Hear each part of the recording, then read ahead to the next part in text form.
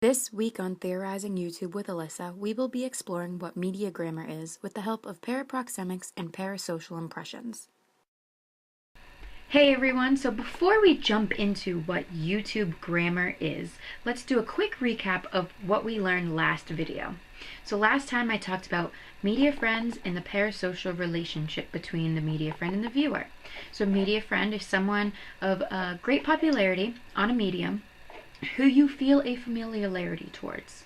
In the parasocial relationship is that familiarity. It's the way in which we analyze how mass media provides audiences with the illusion of face-to-face interactions with the performer. So, with that being said, let's jump into it. Grammar. Now, it's not the grammar that we're used to, the let's figure out what there, and there means. It's the idea that specific media, television, radio, film, YouTube, they all have their own language. Though they all share certain characteristics from medium to medium, there is something that defines them, that speaks to them, the way that they interact. And it is the way the media interacts within itself and the viewer in which to show its content. So in order to kind of define this idea of grammar on YouTube a little better, we do also need to look at the para-proxemics and parasocial impressions. Now last week, the parasocial relationship and media friend came from Joshua Meyerowitz. Still the case with the para-proxemics, grammar, and impressions. It's all Joshua Meyerowitz work.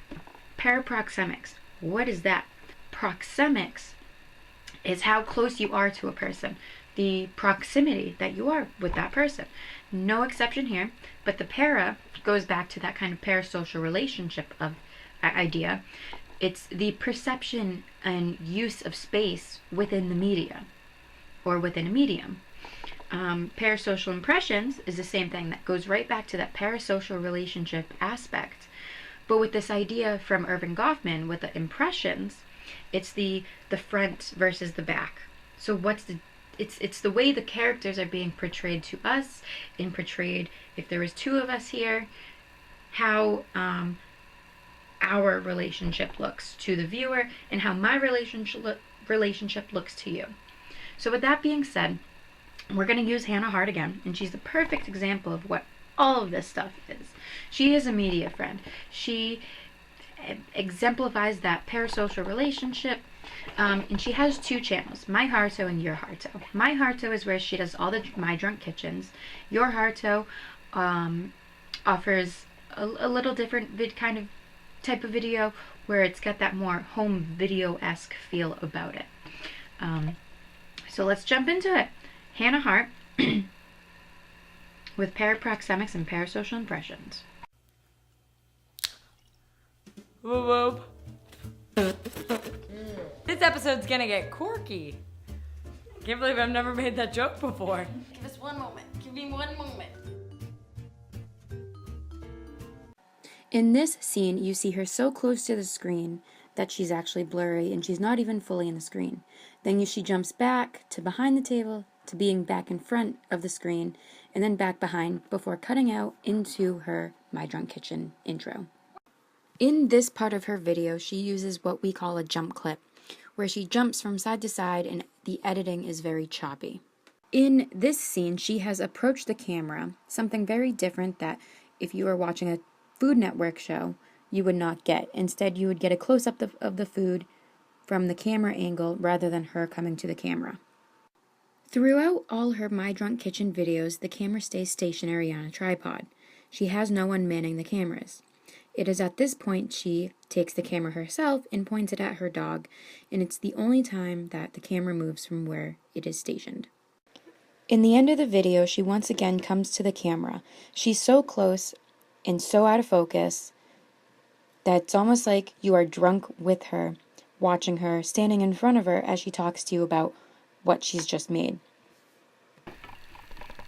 So as the video suggests, there's many things about the para-proxemics that we need to look at. The angle of the camera, how the close-ups, the framing, how the video is edited.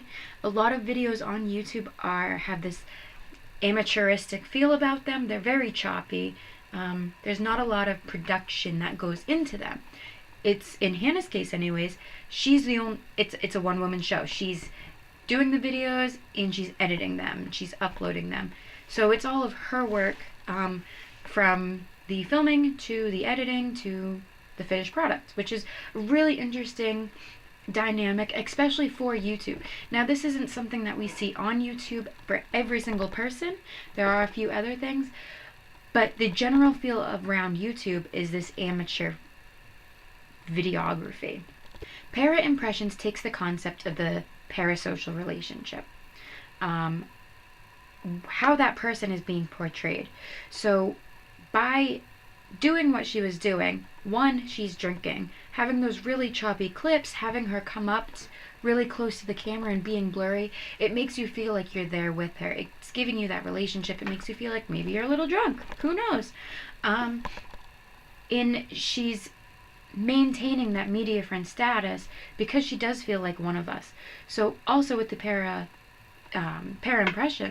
impressions, we do get it a little more on her Your Harto with some of her more intimate clips. If you check out my last video about parasocial relationships, you'll see the coming out videos. Now they're very one-on-one focused, and you really feel like she's talking to you, and you're getting a little more of her backstory. When the My Drunk Kitchen, you're really only getting the drunk Hannah, rather than the really serious one. She's very silly, she's hungry, she's cooking, she's just having fun, she's having a good time.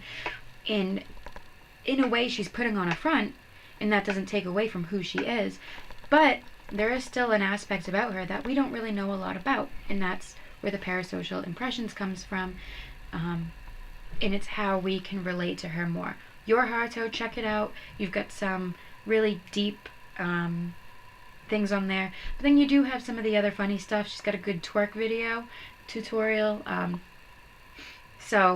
that's the same thing. It's almost like she's talking to you, or she's FaceTiming you, rather than she's shooting a video and the only person that she's really talking to is the camera. But that's it for now, guys. Check out my next video. I know we've only got a couple more in the class, so see you then.